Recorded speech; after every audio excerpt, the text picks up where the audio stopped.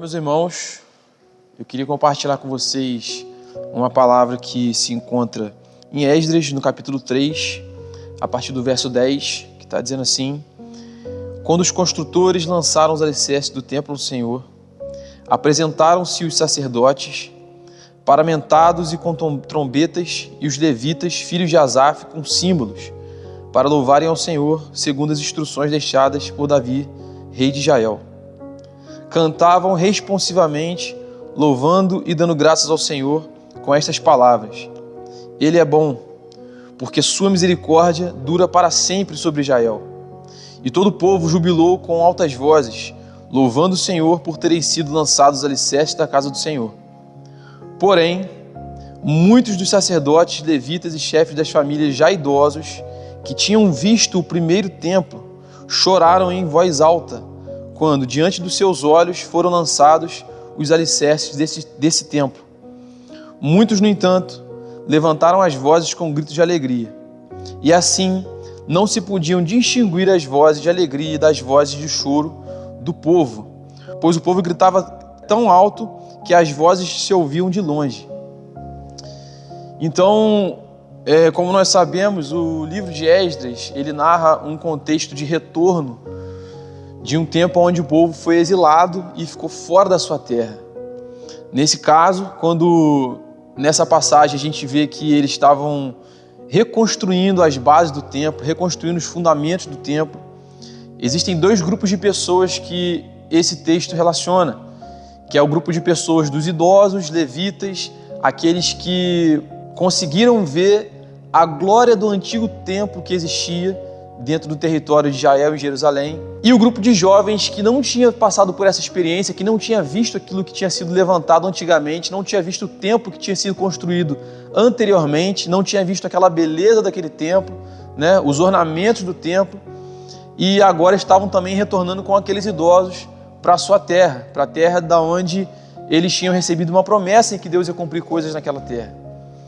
E nesse momento onde eles estão voltando, esses dois grupos eles se distinguem na forma de se expressar em relação ao novo templo. Porque o novo templo não era um templo que tinha os mesmos fundamentos do templo anterior. O templo anterior, que foi construído talvez no tempo de Salomão, onde muitas coisas, muitos ornamentos caros, né, riquíssimos, foram colocados lá naquele lugar, né?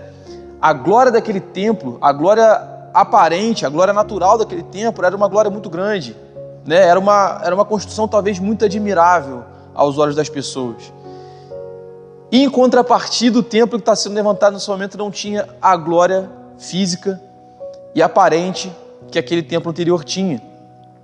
Por isso que os antigos eles choravam, né? Talvez numa expressão de tristeza, por ver que aquele templo que estava sendo construído naquele momento não tinha glória do anterior. Mas aqueles jovens que não tinham experimentado isso, eles estavam simplesmente jubilando e gritando de alegria, né? E a Bíblia diz que não se conseguia distinguir essas vozes, né? Ainda bem que não conseguia distinguir essas vozes, porque talvez o povo se misturou naquele alvoroço e todos gritavam e talvez uma parte do povo não influenciou a outra, né? Isso pode ter acontecido, mas o que eu queria destacar aqui é a perspectiva de cada um dos grupos na forma como eles olhavam para aquilo que Deus estava fazendo naquele momento. O que Deus estava fazendo naquele momento? Deus estava trazendo de volta o seu povo, para que o seu povo se restabelecesse na sua terra, e eles estavam começando a se estabelecer de uma forma muito boa, construindo as bases do templo, a edificação aonde eles iriam se reunir para glorificar, para exaltar, para adorar ao nome do Senhor. Mas a perspectiva de dois grupos foi diferente, né? E como foi diferente, a nossa perspectiva muitas vezes em relação àquilo que Deus faz pode ser diferente. Talvez a gente já tenha visto Deus fazer algumas coisas em tempos antigos, né? E hoje a gente não vê mais da mesma forma. Mas aquilo que Deus está querendo fazer, talvez hoje na nossa vida, é algo novo. E se tratando de um texto, né, que no Antigo Testamento, onde Deus estava se revelando progressivamente, a gente entende que a maior revelação de Deus na terra, na humanidade, é o próprio Filho de Deus, Jesus Cristo, que veio até nós. quando nós olhamos para o Antigo Testamento como uma sombra dos bens vindouros, quando nós olhamos para o templo que foi construído antigamente como uma sombra daquilo que Deus haveria de fazer, né? Paulo, em 1 Coríntios, no capítulo 6, no verso 19, diz que nós somos o templo do Espírito Santo, né? E eu quero fazer uma comparação nesse texto, porque talvez muitos de nós nos encontramos como nesse texto, sabe? Voltando de um lugar, retornando para a nossa terra, né? E muitas vezes nosso coração se encontra como aquele templo, talvez em ruínas, precisando de restauração, precisando ser levantado novamente, precisando ser edificado novamente, né?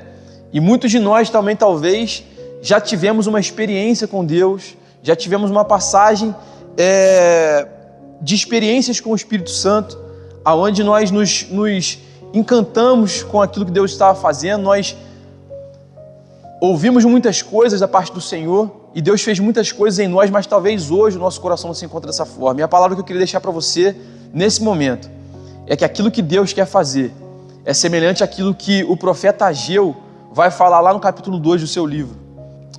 E no capítulo 2 de Ageu, a partir do verso 8 diz: minha é a prata, meu é o ouro, diz o Senhor dos Exércitos. A glória desse novo templo será maior do que a do primeiro, diz o Senhor dos Exércitos.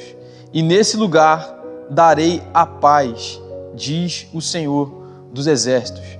Então, muito embora, muitas vezes, o nosso coração se encontre em ruínas, talvez você enxergue o seu coração dessa forma, talvez você já teve experiências com o Senhor que hoje você não tem mais, talvez você já teve um nível de intimidade, de contato com Deus que hoje você não tem mais, e muitas vezes nós desacreditamos que aquilo que Deus pode fazer, né, de que Ele é capaz de restaurar o nosso coração a ponto de nós sentirmos aquela mesma alegria como talvez nós sentimos no nosso primeiro amor com o Senhor.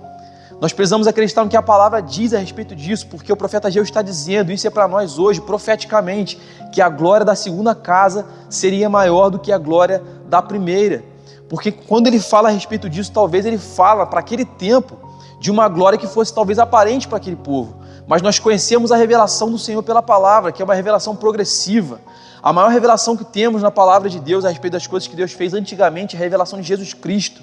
E quando Jesus Cristo vem, quando o véu se rompe daquele templo que existia antigamente, a palavra diz que é liberado a nós o acesso ao Senhor. E o Espírito Santo também naquele tempo é derramado, porque a intenção de Deus é habitar dentro dos nossos corações. E é por isso que o Paulo fala que nós somos o templo do Espírito Santo.